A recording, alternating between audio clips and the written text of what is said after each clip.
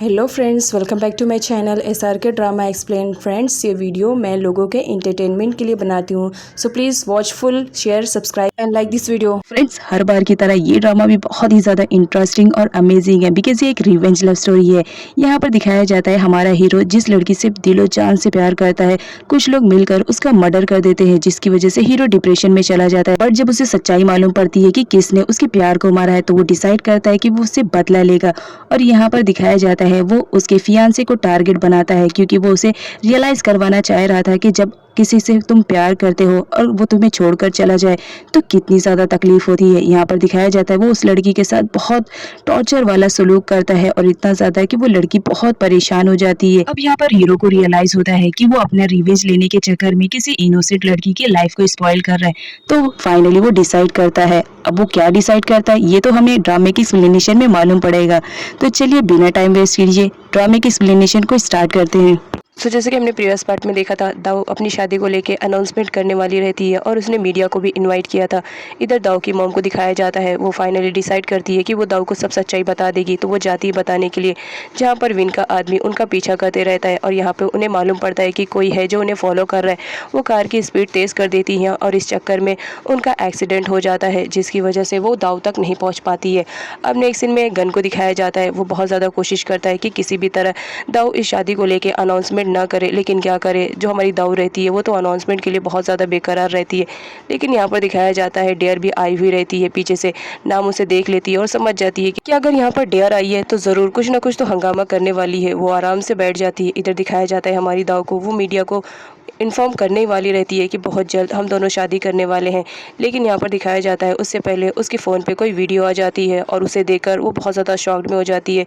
Even वो announcement भी रोक देती है और वहाँ से गुस्से में जाने लगती है। लेकिन मीडिया उससे क्वेश्चन करने लगती है जिसकी वजह से वो ये अनाउंसमेंट करती है कि मैं इनसे शादी नहीं करने वाली हूँ। अब ये बात सुनकर जो नाम रहती है वो तो बहुत ज़्यादा खुश हो जाती है कि चलो फाइनली मेरे बगैर मेहनत किए ये शादी टूट गई है। अब यहाँ पर वो पीछे मुड़ के देखती है और डेयर को देखती है, जहाँ पर डेयर बहुत ज़्यादा खुश होती है क्योंकि ये सारा काम तो डेयर ने किया था। अब यहाँ पर गन और मैनेजर को दिखाया जाता है दाऊ की अनाउंसमेंट सुनकर, तो वो लोग तो शॉक में रहते हैं। इधर विन को दिखाया जाता है जहाँ पर सारी मीडिया आकर उसे घेर लेती है, तभी वहाँ पर उसका मैनेजर आता है और मीडिया वालों से विन को बचा के लेके जाता है। इधर दाऊ को दिखाया जाता है जो बाहर आकर रो रही होती है, तभी उसके पीछे से नाम आती है और अपनी झूठी फ्रेंडशिप शो करने लगती है जिसकी वजह से दाऊ को और भी ज़्यादा गुस्सा आने लगता है और वो नाम को एक थप्पड़ जड़ देती है, जिस पर नाम पूछती है कि तुमने ऐसा क्यों किया। तभी दाऊ उसे वीडियो दिखाती है जिसमें वो विन के घर जाकर उसे चिपक रही होती है।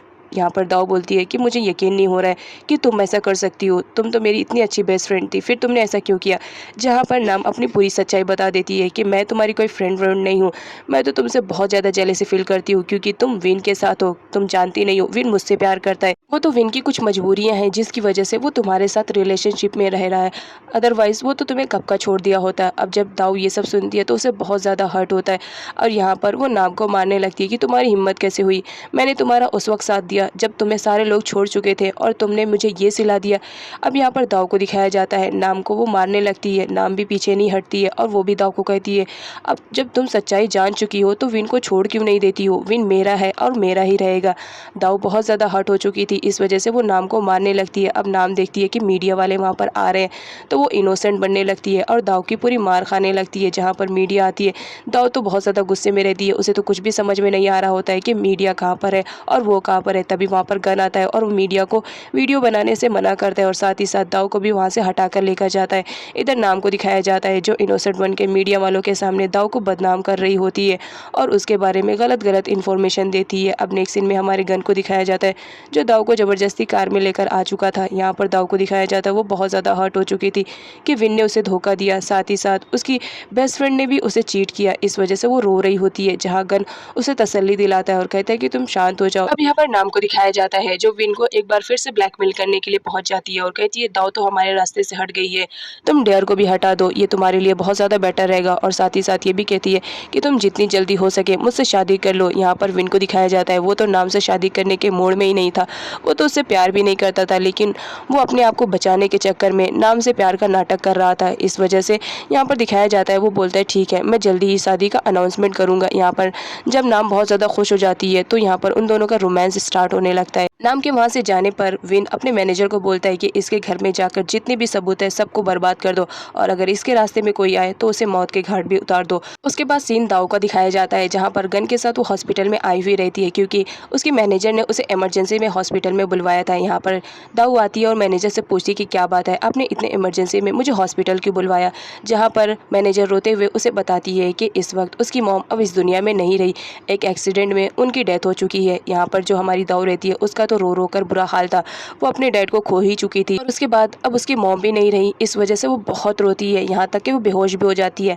अब नेक्स्ट सीन में नाम को दिखाया जाता है, जब रात में वो अपने घर पर आती है तो देखकर शॉक रहती है, क्योंकि उसके घर का सारा सामान बिखरा हुआ रहता है। ऐसा लगता है कि घर में आकर किसी ने तोड़फोड़ की है। नाम को उसकी मॉम का ख्याल आता है तो अपनी मॉम से मिलने के लिए जाती है, जहाँ पर उसकी मॉम वॉशरूम में खून में लत पड़ी हुई मिलती है और अपनी आखिरी सांसें गिन रही होती है। नाम बहुत ज़्यादा रोती है और फटाफट अपनी मॉम को हॉस्पिटल में लेकर जाती है, जहाँ पर डॉक्टर के थ्रू मालूम पड़ता है कि अब उसकी मॉम इस दुनिया में नहीं रही, उनकी डेथ हो चुकी है। यहाँ पर नाम तो वो सदमा बर्दाश्त नहीं कर पाती है, वो बहुत ज़्यादा रोती है और डॉक्टर पे चिल्लाती है कि एक बार फिर से आप जाकर चेकअप कीजिए मेरी मॉम का, मेरी मॉम मरी नहीं होंगी। लेकिन तभी उसकी मॉम की बॉडी आती है, जहाँ पर वो देखकर बहुत ज़्यादा शॉक में हो जाती है और रोती रहती है, क्योंकि लाइफ में उसकी मॉम के अलावा और कोई नहीं था। अब नाम को दिखाया जाता है, जब वो हॉस्पिटल से बाहर निकलती रहती है तो अपनी मॉम को याद करके बहुत ज़्यादा रोती है और वहीं पर बैठ जाती है। तभी वहाँ पर कुछ गुंडे आते हैं और नाम को बेहोश करके ज़बरदस्ती उसे कार में लेकर चले जाते हैं। अब नेक्स्ट सीन में नाम को दिखाया जाता है, उसके ऊपर कोई पानी गिराता है। जब उसे होश आता है तो वो अपने आप को एक अलग जगह पाती है, जहाँ पर कुछ लोग उसे घेरे हुए थे।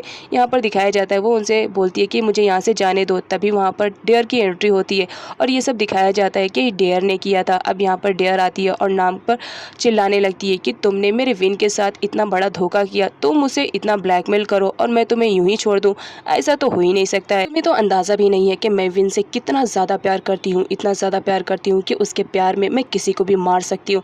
यहाँ पर डेयर को दिखाया जाता है, नाम को वो उन जल्लादों के बीच सौंप देती है और कहती है कि तुम्हें इंजॉयमेंट जितना करना है इसके साथ कर सकती हो, जहाँ पर वो उसके साथ बहुत बुरा करते हैं और डेयर तो उसकी चीखों को सुन करके हंसती रहती है कि तुम्हारे साथ यही होना चाहिए। नेक्स्ट सीन में दाऊ को दिखाया जाता है, जहाँ पर उसकी मॉम का फ्यूनरल हो रहा था, सारे लोग आए हुए रहते हैं। इधर दाऊ को दिखाया जाता है, वो बहुत ज़्यादा सदमे में रहती है, क्योंकि वो अपने डैड को खो ही चुकी थी और इतनी जल्दी वो अपनी मॉम को भी खो चुकी, और साथ ही साथ जिससे वो प्यार करती थी उसने भी उसे धोखा दिया। ये सदमा वो बर्दाश्त नहीं कर पा रही थी। यहाँ पर मैनेजर उसे समझाने की कोशिश करती है, लेकिन दाऊ तो समझने की कंडीशन में नहीं रहती है। मीडिया भी उससे डिफरेंट क्वेश्चन करती है, जिसकी वजह से मैनेजर दाऊ को वहाँ से लेकर जाने लगती है। तभी वहाँ पर पुलिस आती है और बताती है कि नाम का रेप हो चुका है और वो मेंटली बहुत ज़्यादा डिस्टर्ब है, इस वजह से हॉस्पिटल में एडमिट है। यहाँ पर उसका इल्ज़ाम भी दाऊ के सर पर आता है, लेकिन यहाँ पर कोई सबूत ना मिलने की वजह से पुलिस उसे अरेस्ट नहीं करती है। गन और जो मैनेजर रहते हैं वो दाऊ को वहाँ से लेकर चले जाते हैं, लेकिन दाऊ के पीठ पीछे लोग अब उसको बुरा भला कहने लगे थे, जिसकी वजह से उसका करियर बर्बाद होने लगता है। इधर जेडी, गन और विड को दिखाया जाता है, जहाँ पर वो लोग नाम के चैप्टर पे बात कर रहे होते हैं कि आखिर कौन है जिसने नाम के साथ इतना ज़्यादा बुरा किया, और कुछ ना कुछ करके वो लोग पता लगाने की कोशिश करते हैं कि आखिर नाम के केस के पीछे है कौन। इधर दाऊ को दिखाया जाता है, जो अपनी मॉम को खो जाने के बाद बहुत बुरी तरह से टूट चुकी हुई थी। तभी वहाँ पर मैनेजर उसे समझाने की कोशिश करती है, लेकिन वो समझती नहीं है। यहाँ पर मैनेजर गन को बताती है कि दाऊ इस वक्त बहुत ज़्यादा डिप्रेशन में है, तो उसे किसी अलग माहौल में लेकर जाओ ताकि वो डिप्रेशन से थोड़ा बाहर निकले। गन मैनेजर की बात मान लेता है। इधर विन को दिखाया जाता है, जो अपने मैनेजर से पूछ रहा होता है कि नाम के साथ ये सब किसने किया, मैंने तो उसके घर जाकर तोड़ फोड़ करने के लिए कहा था और जितने भी सबूत थे उसे बर्बाद करने के लिए, तो नाम के साथ ये किसने किया। जहाँ पर डेयर को दिखाया जाता है, वो पास में ही बैठी रहती है, वो विन को बताती है कि नाम के साथ जो भी हुआ वो उसने किया। इस बात पे तो विन तो शॉक्ड में रहता है।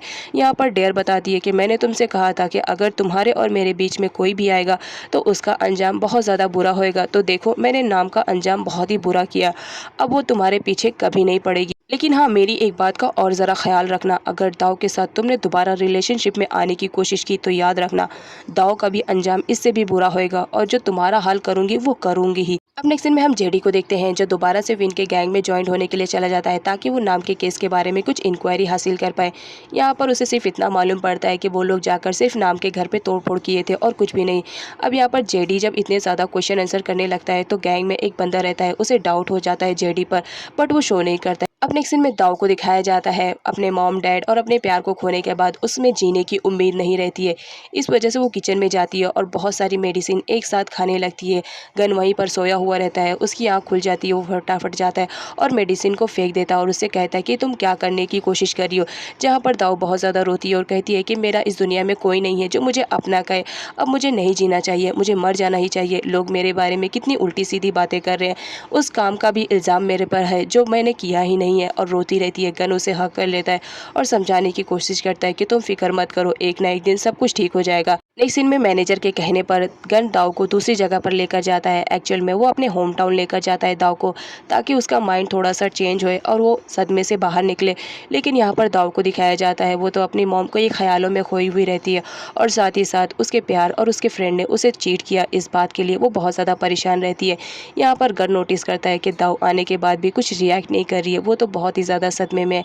गन अपनी तरफ से बातें करने की कोशिश करता है और दाऊ को मनाने की कोशिश करता है। इधर कालोई को दिखाया जाता है जिसे जेडी और विन के थ्रू मालूम पड़ता है कि गन दाऊ को लेकर होम टाउन गया है। इस बात पर वो गुस्सा करती रहती है कि आजकल गन को तो सिर्फ दाऊ की पड़ी है, उसे तो अपनी फ्रेंड्स की पड़ी नहीं है, और गुस्से में वहां से चली जाती है। इधर गन को दिखाया जाता है जहाँ पर मैनेजर उससे पूछती है कि दाऊ की कंडीशन कैसी है। गन बताता है कि दाऊ की कंडीशन अभी ठीक नहीं है, लेकिन तभी वो देखता है कि दाऊ बेहोश हो चुकी है। वो फटाफट कॉल रख कर जाता है, दाऊ को उठाता है और उसे सोफे पे बैठाता है और साथ ही साथ उसकी मेडिसिन देता है और उसे होश में लाने की कोशिश करता है। जहाँ पर दाऊ कुछ देर के बाद होश में तो आती है, लेकिन यहाँ पर दिखाया जाता है वो फिर भी डिप्रेशन में रहती है। गन उसे समझाने की कोशिश करता है, लेकिन दाऊ बिल्कुल भी समझती नहीं, तो ज़बरदस्ती उसे बाहर लेकर जाता है ताकि उसका माइंड चेंज हो। लेकिन वो देखता है कि दाऊ का माइंड तो बिल्कुल भी चेंज नहीं है, वो अभी भी इस वक्त भी डिप्रेशन में है। इधर जेडी को दिखाया जाता है जहाँ पर लोगों को उसके बारे में डाउट हो जाता है। इस वजह से वो लोग उसे कहते हैं कि ठीक है, अगली डिलीवरी तुम करोगे, हमारा कुछ प्रोडक्ट है उसे सही जगह पर तुम अब डिलीवर करोगे, और याद रखना ये डिलीवर करते वक्त तुम्हें पुलिस से भी बचना है।